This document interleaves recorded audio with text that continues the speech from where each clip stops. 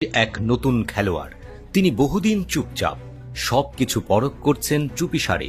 শিকার ধরার আগে বাঘ যেমন পা টিপে টিপে চলে, তিনিও চলছেন তেমনি। হঠাৎ তার কোনো সাড়া শব্দ নেই। তবে কি তিনি হারিয়ে গেলেন? কোথায় গেলেন আধুনিক অটোম্যান সম্রাট? প্রশ্নগুলো উঠতেই পারে, আর প্রশ্ন উঠলে তার উত্তরও আছে। এরদোয়ান আছেন, তার নিজের জায়গাতেই আছেন। উত্তর দেশ সামলে নিজের গদি বাঁচাননি তিনি, উল্টো তিনি দাবার ছক সাজাচ্ছেন।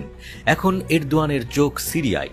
তুরস্ক এবার সিরিয়ায় নতুন নতুন সামরিক ঘাঁটি গড়ার পরিকল্পনা করছে।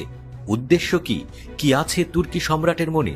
এত চুপিসারে বাশার আল আসাদের ফেলে যাওয়া সিরিয়ায় তিনি কোন পরশ পাথর খুঁজে পেয়েছেন? গণমাধ্যমের খবর বলছে এরদোয়ান এবার কইয়ের তেলে কই ভাজার পরিকল্পনা করছেন। ইসরায়েলের মিত্র আমেরিকার কাছ থেকে পাওয়া বিশেষ অস্ত্র দিয়েই তিনি ইসরায়েলকে কাবু করতে পারেন, সেই শঙ্কা দেখা দিয়েছে। বলা হচ্ছে তুরস্কের F-35 যুদ্ধবিমান ইসরায়েলের জন্য দুঃস্বপ্ন হয়ে দেখা দিতে পারে।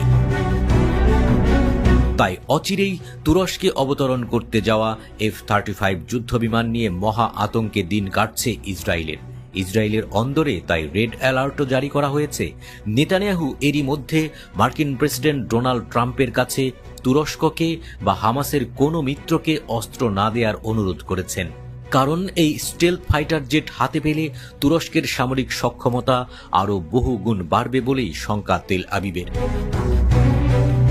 তাই নেতানিয়াহু তুরস্কের কাছে এই আধুনিক বিমান বিক্রির চুক্তিটি আটকে দিতে যুক্তরাষ্ট্রের কাছে অনুরোধ করেছে। ইসরায়েল ছাড়া বর্তমানে এই ধরনের শক্তিশালী বিমান ওই অঞ্চলের আর কারো হাতে নেই। তুরস্ক সেই জাদুর ধন পেলে ইসরায়েলের আধিপত্যে যে সরাসরি আঘাত হানবে তাতে আর কোনো সন্দেহ নেই নেতানিয়াহু প্রশাসনের।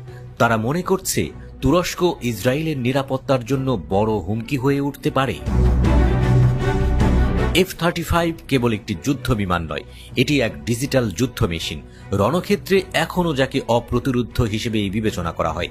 যদিও তুরস্কের পঞ্চম প্রজন্মের স্টেলথ ফাইটার জেট আছে, যার নাম দেয়া হয়েছে কান।